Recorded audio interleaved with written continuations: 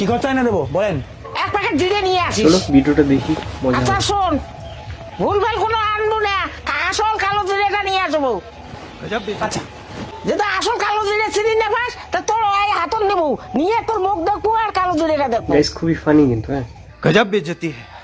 জিরের রং আর তোর মুখের রং যদি এক হয়, তা ওইটাই আসল কালো জিরে। যা ওইটা নিয়ে আসিস।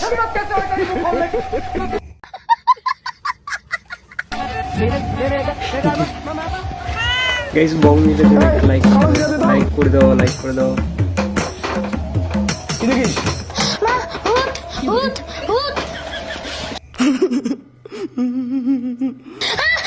মা ভূত ভূত ভূত মা ভূত ভূত ভূত ভূত মা ভূত ভূত ভূত ভূত এই দাঁড়াও, আমি ভূত না, দাঁড়া ওঠ ওঠ, আমি ভূত না।